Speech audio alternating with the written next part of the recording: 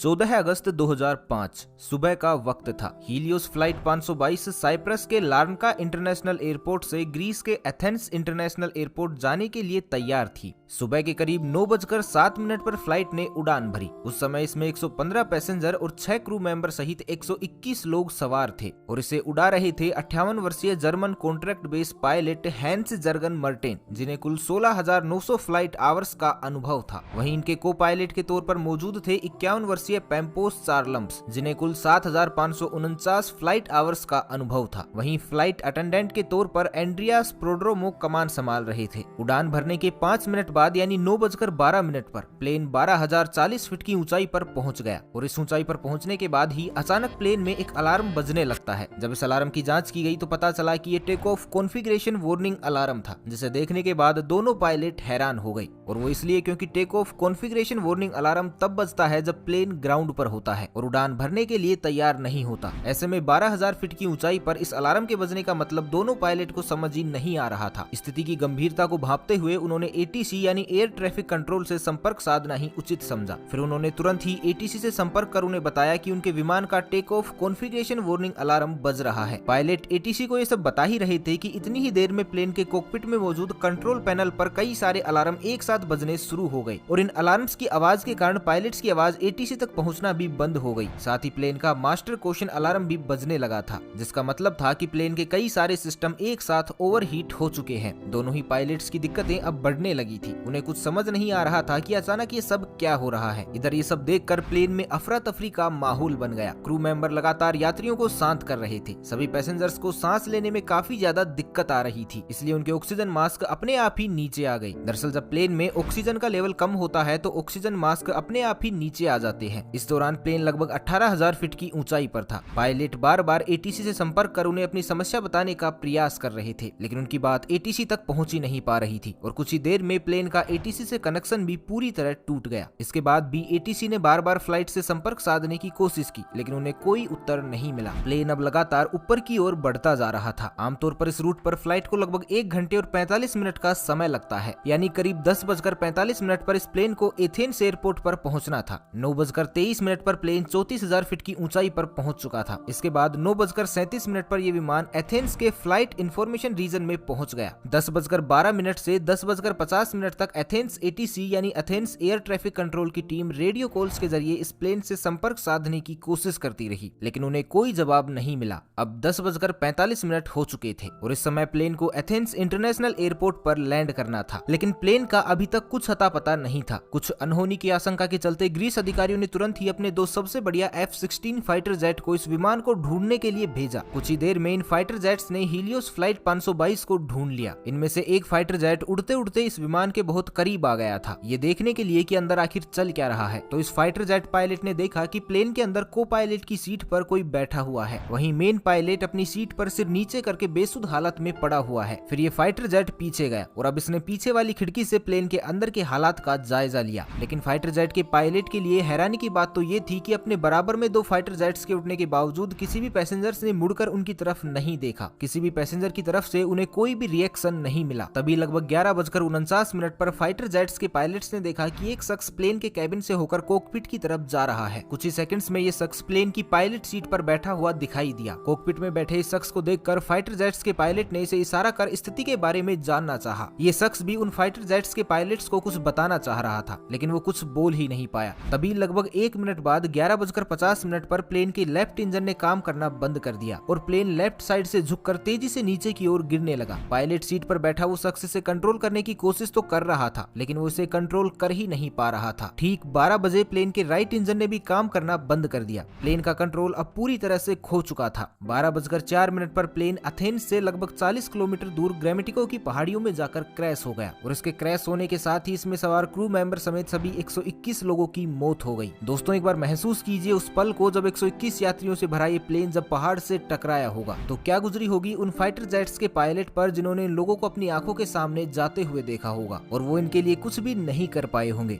इसके बाद ग्रीस में फ्लाइट 522 के क्रैश होने की खबर सभी जगह आग की तरह फैल गई। तुरंत रेस्क्यू ऑपरेशन चलाया गया। सभी 121 लोगों की डेड बॉडी को एक एक करके ढूंढकर बाहर निकाला जाने लगा। लेकिन जब हादसे में मिली कुछ लोगों की डेड बॉडी की ऑटोप्सी की गई तो एक चौंका देने वाली बात सामने निकल कर आई। दरअसल जहाज में में मौजूद ज्यादातर सभी लोग और पायलट्स प्लेन के क्रैश होने से पहले ही मर चुके थे। तो अब यहाँ सबसे बड़ा सवाल ये था कि जब पायलट प्लेन के क्रैश होने से पहले ही मर चुके थे तो लगभग 2 घंटे तक प्लेन का कंट्रोल किसके पास था। तो दोस्तों, हमने वीडियो की शुरुआत में एक व्यक्ति का जिक्र किया था, फ्लाइट अटेंडेंट एंड्रियास प्रोड्रोमो। जी हाँ, वो एंड्रियास प्रोड्रोमो ही थे जिन्होंने अभी तक इस जहाज को संभाले रखा था, क्योंकि अंत में उनकी ही आवाज एटीसी को सुनाई दी थी। एंड्रियास ने करीब 5 बार मेडे मेडे कहकर मदद की गुहार लगाई थी।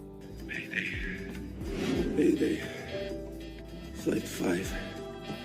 एंड्रियास के पास यूके कमर्शियल पायलट का लाइसेंस तो था, लेकिन उन्हें इतना एक्सपीरियंस नहीं था कि वो बोइंग 737 जैसे प्लेन को कंट्रोल कर सके। लेकिन बावजूद इसके वो इस विमान को घनी आबादी के क्षेत्र से दूर ले जाने में कामयाब रहे। जब एक्सपर्ट्स ने इस घटना के पीछे की वजह जानने के लिए जांच शुरू की तो उसमें सामने आया कि जब प्लेन लेफ्ट साइड में झुक गया था तो इसका कारण ये था कि प्लेन के लेफ्ट इंजन में फ्यूल खत्म हो गया था। लेकिन अभी भी इस हादसे की जड़ तक पहुंचा जाना बाकी था। तभी अचानक एक इन्वेस्टिगेटिव ऑफिसर की नजर कंट्रोल पैनल के एक बटन पर पड़ी और ये बटन था प्लेन के प्रेशर को सेट करने का। इस बटन को देखते ही उस ऑफिसर को पूरी कहानी समझ में आ गई। आपकी जानकारी के लिए बता दें कि प्रेशराइज बटन पूरे जहाज में एयर का प्रेशर कंट्रोल करता है। जनरली जहाज के बाहर लगे इंजन बाहर की हवा को थोड़ा थोड़ा करके अंदर भी भेजते रहते हैं ताकि विमान के अंदर बैठे लोगों को ऑक्सीजन मिल सके। आमतौर पर इस प्रेशराइज बटन को ऑटोमेटिक मोड पर ही रखा जाता है और अगर कभी इसे मैनुअल मोड पर किया भी जाए तो कैप्टन व को पायलट को इसका ध्यान रखना पड़ता है। अब हादसे की जड़ तक पहुंचने के लिए हम आपको घटना से एक दिन पहले ले चलते हैं, जब बोइंग 737 का ये जहाज अपनी रूटीन सर्विस पर गया हुआ था। वहां इसको अच्छे से चेक करके इसकी सर्विस की गई और वहीं इसकी जांच करने वाले लोगों ने इसे मैनुअल मोड पर करके इसे पायलट को सौंप दिया था। विमान की उड़ान भरने से पहले पायलट और को पायलट दोनों का इस ओर ध्यान ही नहीं गया कि उनके प्लेन का मैनुअल मोड चालू ही रह गया है और इसके कारण जहाज में धीरे धीरे ऑक्सीजन की मात्रा घटने लगी थी, जिसके कारण विमान में बैठे सभी यात्रियों को बेचैनी होने लगी। और जब कॉकपिट में बैठे पायलट्स को ये अलार्म सुनाई दिए तो उन्होंने इसके पीछे का कारण जानना शुरू किया। लेकिन एक बार के लिए भी उनका ध्यान इस ओर गया ही नहीं कि प्लेन का प्रेशराइज बटन ऑन ही रह गया है। इस वजह से कॉकपिट में भी ऑक्सीजन का लेवल घट गया था, जिसके कारण दोनों पायलट बेहोशी की हालत में जाने लगे थे। विमान के अंदर ऑक्सीजन मास्क तो सभी यात्रियों को मिल चुका था, लेकिन कॉकपिट में ऑक्सीजन मास्क अपने आप नीचे नहीं गिरते, जिस कारण से दोनों पायलट बेहोश हो गए। साथ ही प्लेन में मौजूद यात्री और क्रू मेंबर भी अब एक एक करके बेहोश होने लगे थे, क्योंकि इनकी पैसेंजर सीट के ऊपर लगा ऑक्सीजन मास्क केवल 12 मिनट तक की ही ऑक्सीजन दे सकता था और ऑक्सीजन न मिल पाने के कारण सभी लोग धीरे धीरे दम तोड़ रहे थे। प्लेन अब ऑटो पायलट मोड पर ही एथेंस की तरफ बढ़ता जा रहा था। एक समय ऐसा आया जब प्लेन में मौजूद सभी सदस्यों ने दम तोड़ दिया, केवल एक जने को छोड़कर, और ये थे फ्लाइट अटेंडेंट एंड्रियास प्रोड्रोमो। अब आप भी यही सोच रहे होंगे कि आखिर एंड्रियास इतने लंबे समय तक कैसे जीवित रहे। तो आपको बता दें कि एंड्रियास एक स्कूबा डाइवर थे और क्योंकि स्कूबा डाइवर अपनी सांसों को लंबे समय तक रोक पाने में सक्षम होते हैं, इसलिए वो अब तक जिंदा रहे। लेकिन ऑक्सीजन प्रॉपर न मिलने के कारण अब उनकी भी हालत खराब हो चुकी थी। लेकिन जैसे तैसे करके वो कॉकपिट तक पहुंचे और प्लेन को कंट्रोल करने की कोशिश करने लगे। लेकिन एथेंस तक पहुंचते पहुंचते ये प्लेन यात्रियों की जगह उनकी लाशों से भर चुका था। एंड्रियास अंत तक प्लेन को कंट्रोल करने की कोशिशों में लगे रहे, लेकिन दुर्भाग्यवश वो इसमें सफल नहीं हो सके और अंततः प्लेन पहाड़ियों में जा टकराया और इसमें सवार सभी 121 लोगों की दुखद मौत हो गई।